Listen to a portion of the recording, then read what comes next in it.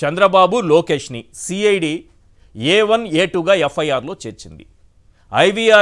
IVRS calls ద్వారా ప్రజల్ని భయభ్రాంతులకు గురి చేస్తూ మీ భూములన్నీ జగన్ లాక్కుంటారు, మీ భూముల్ని తాకట్టు పెట్టేస్తారు, మీ భూములన్నీ అమ్మేసుకుంటారు, ఆయన దోచేసుకుంటారు, పచ్చి అబద్ధాలతో.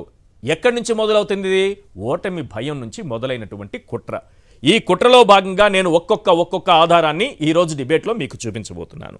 ఈనాడులో రామోజీ అంటే ఈటీవీలో రామోజీ ఏం చూపించారు, ఈనాడు పేపర్లో ఏం రాశారు, పయ్యావుల కేశవ్ నాడు అసెంబ్లీలో ల్యాండ్ టైటిలింగ్ యాక్ట్ చట్టం పైన ఆ రోజు జరిగినటువంటి చర్చలో ఏం మాట్లాడారు, ఇక పురంధేశ్వరి గారు బీజేపీ రాష్ట్ర అధ్యక్షురాలు చంద్రబాబు చేస్తున్నటువంటి దుష్ప్రచారం పైన ఏమన్నారు, ఆమె చాలా తెలివిగా మాట్లాడారు.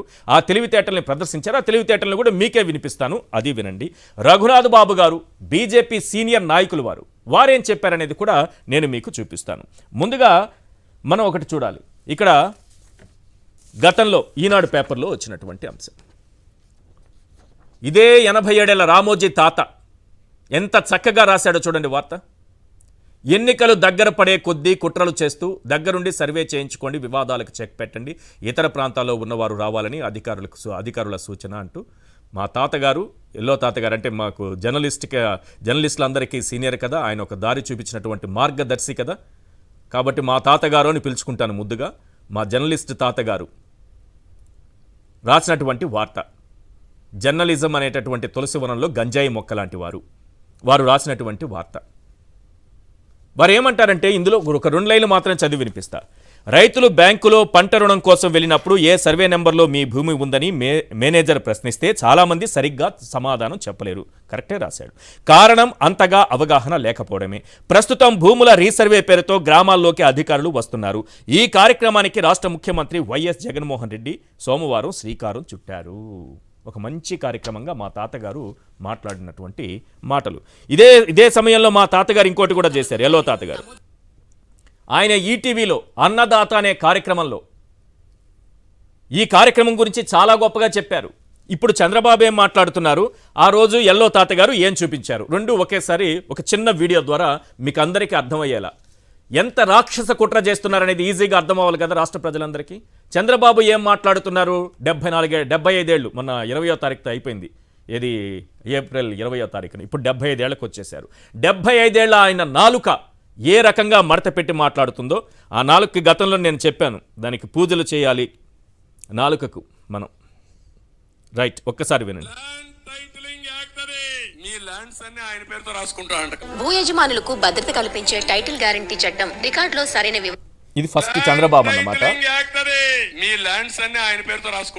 వారు చాలా అద్భుతంగా మాట్లాడారు. ఆ రోజు మా జర్నలిస్ట్ తాత, మా ఎల్లో తాత గారు దాన్ని స్పష్టంగా మంచిగా చూపించారు. ఫస్ట్ మనం వెంకటరెడ్డి గారితో మాట్లాడదాం.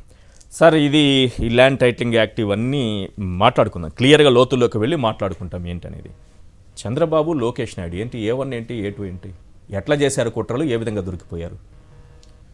ఈశ్వర్ గారు, ముందుగా మీకు ప్యానెల్లో ఉన్న అందరికీ అట్లానే సాక్షి టీవీ ప్రేక్షకులందరికీ నమస్కారాలు.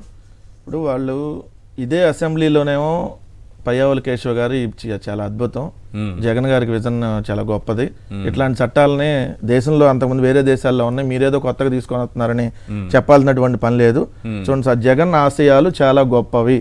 టీడీపీ ఎమ్మెల్యే పయ్యావుల కేశవ్, ఇది అసెంబ్లీలో జూలై 29 ఈ ప్రభుత్వానికి సంపూర్ణ మద్దతు అని కూడా అన్నారు. మొత్తం మంత్రి గారు చెప్పినట్టు వారు లక్ష్యాల్ని చాలా స్పష్టంగా చెప్పారు అధ్యక్ష. ఇవాళ భూమి కొనాలంటే భయపడేటువంటి పరిస్థితులు ఉన్నాయి.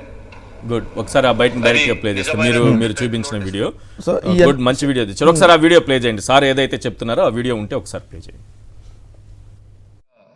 పాజిటివ్ డైరెక్షన్లో వెళ్ళేటువంటి బిల్లు అధ్యక్ష, తప్పకుండా ఈ బిల్లును మేము ఆమోదిస్తున్నాం. అయితే మంత్రి గారు చెప్పినట్టు వారు లక్ష్యాల్ని చాలా స్పష్టంగా చెప్పారు అధ్యక్ష. ఇవాళ భూమి కొనాలంటే భయపడేటువంటి పరిస్థితులు ఉన్నాయి. అది నిజమైనటువంటి టైటిలో, డిస్ప్యూటెడ్ టైటిలో అనేటువంటిది, ఈ పరిస్థితుల్లో ఈ బిల్లు రావాల్సినటువంటి అవసరం ఉందనేటువంటిది భారతదేశ ప్రభుత్వం కూడా గుర్తించింది అధ్యక్ష. ఇది need of the hour. Land title క్లియర్గా పెట్టకపోతే ప్రాబ్లం అవుతుంది అనేటువంటి ఉద్దేశంతో భారత ప్రభుత్వం కూడా నేషనల్ ల్యాండ్ రికార్డ్స్ మోడర్నైజేషన్ అనేటువంటి స్కీమ్ని ప్రారంభించి అన్ని రాష్ట్రాలని కూడా దీన్ని ఇంప్లిమెంట్ చేయమని చెప్పి కోరడం జరిగింది అధ్యక్ష. కర్ణాటకలో భూమి పేరుతో ఈ ప్రాజెక్ట్ ఇప్పుడే ఇంప్లిమెంటేషన్లో ఉంది అధ్యక్ష. మంత్రి గారు మాట్లాడుతూ ఇట్లాంటిది ఎక్కడైనా ఉందా లేదా ఇట్లాంటి ప్రాజెక్ట్ అనేటువంటి చెప్పారు అధ్యక్ష. ఇది మన దేశానికి కొత్త కావచ్చు కానీ ఇది 1858వ సంవత్సరంలోనే ఆస్ట్రేలియాలో ఉంది అధ్యక్ష. ఇది torrent system of land titling అనేటువంటి విధానం ఏదైతే ఉందో, అంటే wear state guarantees the title, ఇది దాదాపు 150 సంవత్సరాల క్రితమే ఆస్ట్రేలియాలో ఉంది. దాని తర్వాత చాలా దేశాలు దీన్ని ఇంప్లిమెంట్ చేసే, మన దేశంలో కూడా రాజస్థాన్లో 2016లో ల్యాండ్ టైటిల్ యాక్ట్, ఇదే యాక్ట్ దాదాపు సిమిలర్గా ఉన్నటువంటి యాక్ట్ని రాజస్థాన్ కూడా పాస్ చేసింది అధ్యక్ష. ప్రాక్టికల్గా ఇంప్లిమెంటేషన్లోకి ఇంకా వాళ్ళు కూడా పోయినట్టుగా కనపడ్డారు. అమరావతిలో చంద్రబాబు రాజధాని అనౌన్స్ చేయకముందే భూములు కొన్నటువంటి పయ్యావుల కేసు మీద వేరే రకమైన అభిప్రాయం నాకుండేది.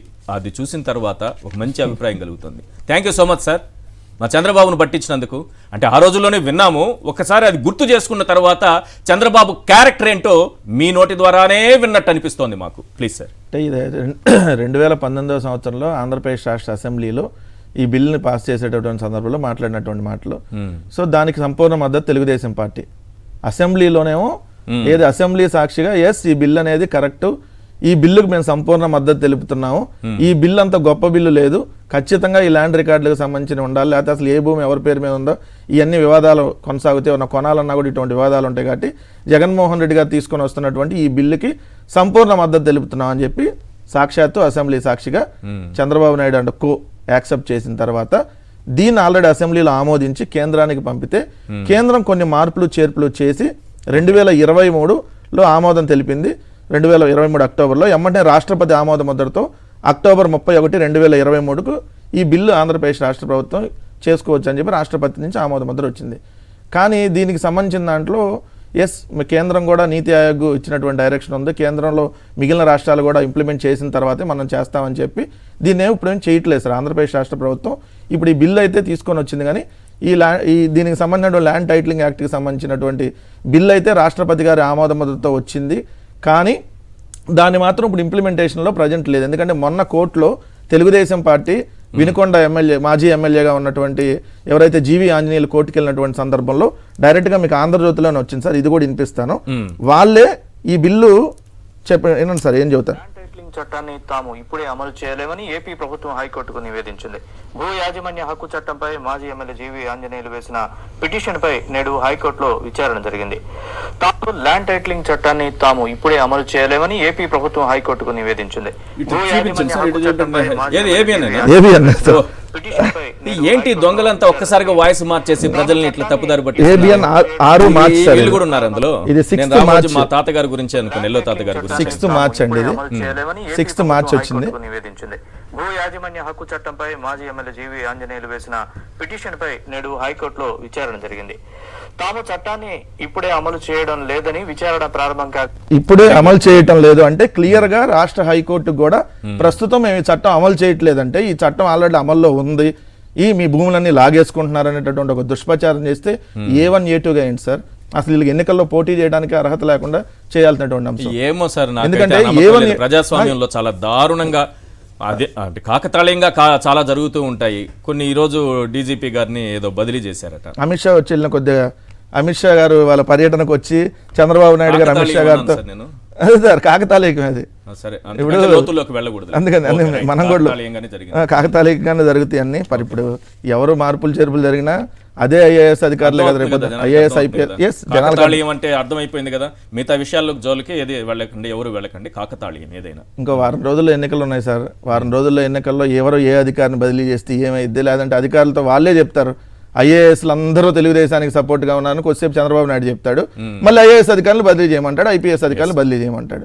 2 రకాల వర్షన్ వాళ్ళు వినిపిస్తారు. సరే ఆ సబ్జెక్ట్లో మనం వెళ్ళిపోయినా ఇక్కడైతే ఇది క్లియర్గా తెలుగుదేశం పార్టీ అసెంబ్లీ సాక్షిగా ఒప్పుకొని ఈరోజు IVRs కాల్స్ ద్వారా ఏదైతే జగన్మోహన్ రెడ్డి గారి ప్రభుత్వాన్ని డ్యామేజ్ చేయాలి, రాజకీయంగా ఏదైతే తెలుగుదేశం పార్టీకి ఒక అడ్వాంటేజ్ తీసుకోవాలి, ప్రజల్లో ఒక భయభ్రాంతులకు గురి చేయాలి అనేటటువంటి ఒక పక్కా పథకం పక్కన మీరు చెప్పారు ఏదైతే ప్రశాంత్ కిషోర్, ఆ ప్రశాంత్ కిషోర్ డైరెక్షన్ లోనే ఇప్పుడు అన్ని నేను మీరు పేపర్లో కూడా చూస్తుంటారు 4,000 అందరికని ఇచ్చేస్తున్నారు పేపర్లో, ఏది పెన్షన్లు. నేను మీరు పేపర్లో యాడ్లు చూస్తే 4,000 రూపాయలు అందరికి పెన్షన్లు అని. అంటే ఎట్లాంటి మేనిఫెస్టోలో వాళ్ళు చెప్పింది SC ST BC మైనార్టీ, కానీ ఇక్కడేమో అందరికి 50 ఏళ్ళు దాటిన ప్రతి ఒక్కరికి 4,000 పెన్షన్ అని దాంట్లో యాడ్లు వేస్తారు. సో ఇట్లా అన్ని కానీ మోసపూరిత ఇంకొక ఆసక్తికరమైన అంశం కూడా ఉంది అందులో. ఇంతకుముందే కమలం గుర్తు మోడీ గారు వెళ్ళిపోయారు, ఈసారి పవన్ కళ్యాణ్ కూడా పోయారు. దాంట్లో వెళ్ళిపోయారు. కానీ కింద మోడీ గ్యారంటీలకి వీళ్ళు గ్యారంటీ సరే రకరకాలుగా నడుస్తా ఉంటే. సో వీళ్ళు ఎన్ని రకాల దుష్ప్రచారాలు చేసినా దయచేసి ప్రజానికం నమ్మద్దు. ఎందుకంటే తెలుగుదేశం పార్టీ మిమ్మల్ని తప్పుదోవ పట్టిస్తా ఉంది. సో వీళ్ళు మిమ్మల్ని భయభ్రాంతులకు గురి చేసి రాజకీయంగా వాళ్ళు లబ్ధి పొందాలనేటువంటి ఒక పెద్ద కుట్రకు తెరలేపారు. ఎవరి భూములు ఎక్కడికి పోవు. ఈ చట్టంగా నిజంగా ఇంప్లిమెంటేషన్ అయితే ప్రజల భూములు లాక్కొని తాకట్టు పెట్టుకోవడం, అమ్ముకోవడం ఎక్కడన్నా అది జరిగింది తెలుసు సార్. అది ఎవరికి అట్లా అది పాజిబిలిటీ కాదని తెలుసు. కానీ ఏంటంటే వీళ్ళు ఒక రకమైనటువంటి భయాందోళనకు గురి చేస్తున్నారు ప్రజానికాన్ని. భయాందోళనకు గురి చేసి మీ భూములు మీ దగ్గర ఉండవు అనేటటువంటి ఒక భయాందోళన తీసుకెళ్లి దాని ద్వారా ఏంటంటే తెలుగుదేశం పార్టీ లబ్ధి పొందాలనేది ఒక పెద్ద కుట్రకు తెరలేపారు. ఎందుకంటే ఇప్పుడు దాకా 3 పార్టీలు కలిసి వెళ్ళి దొంగ హామీలతో మొత్తం మేనిఫెస్టో ఇచ్చారు, కాపీ పేస్ట్. పక్కన కర్ణాటక, తమిళనాడు, అట్లానే ఆంధ్రాలో వైఎస్ఆర్సీపీ మేనిఫెస్టో అన్ని కాపీ కొట్టి 10,000 ఇస్తే మేము 20,000 ఇస్తాం, మేము అమ్మఒడి ఒకరికి ఇస్తా అంటే నలుగురికి ఇస్తాం, అట్లా అన్ని కాపీ కొట్టి ఇచ్చినా ప్రజలు నమ్మేటటువంటి పరిస్థితిలో లేదు. ఏదో ఒక విధంగా భయభ్రాంతులకు గురి చేసి ఈ ప్రభుత్వం మీద ఒక నెగిటివ్ ఇంపాక్ట్ తీసుకెళ్లాలనేటువంటి కుట్ర. దయచేసి నమ్మద్దని చెప్తా. భూ సర్వే ఎన్ని గ్రామాల్లో చేశారు సార్? దాదాపు 6,000 గ్రామాలు అయినా సార్ ఇంకొక 1.5 year పట్టింది మిగిలిన అన్ని అవ్వాలంటే. వాళ్ళు ఎవరు కూడా ఏం చెప్పలేదు ఇప్పటి వరకు, ఆ కంప్లైంట్స్ ఏం లేదు. ఇప్పుడు చంద్రబాబు అంటారు మీ భూములన్నీ లాక్కునేశాడు అని అరుస్తున్నారు కదా, ఎవరైనా వచ్చి మా భూములు లాక్కునేశారు ఈ 6,000 గ్రామాల్లో ఎవరైనా చెప్పారు సార్? ఇప్పుడు రిజిస్ట్రేషన్లు కూడా 9 లక్షల రిజిస్ట్రేషన్లకు సంబంధించి 9 లక్షల రిజిస్ట్రేషన్లు అయినాయి. ఎవరో కూడా ఇదిగోండి మాకు జిరాక్స్ ఇస్తున్నారని ఎవరు చెప్పింది? ఎవరు చెప్పలేదు. అందరికీ ఒరిజినల్ పట్టాలు ఎవరైనా వచ్చారా? ఎవరు? అదే తెలుగుదేశం పార్టీ వాళ్ళు చాలా మంది రిజిస్ట్రేషన్ చేయించుకున్నారు కదా, అదే భూములు కొనుగోలు చేశారు కదా, అదే తెలుగుదేశం పార్టీ వాళ్ళు కూడా ఉన్నారు కదా. వాళ్ళకి నిజంగా జిరాక్స్ ఇస్తే చూపించండి ఎక్కడ జిరాక్స్లు ఇచ్చారు. మాకు ఒరిజినల్ పట్టాలు ఇవ్వకపోతే చెప్పండి ఎవరికి ఇవ్వలేదు. సో ఇది ఒక రకమైనటువంటి దుష్ప్రచారం చేస్తా ఉన్నారు. ఎన్నికల్లో గెలవలేక ఏదైతే ఇదిగోండి ఇట్లాంటివి చేసి ఏదో ఒక విధంగా తిమ్మిని బమ్మిని చేసి ప్రజల్లో ఒక భయాందోళనకు గురి చేసి గెలవాలనేటటువంటి ప్రయత్నం చేస్తా ఉన్నారు. దయచేసి ప్రజలు మాత్రం నమ్మొద్దని చెప్తారు.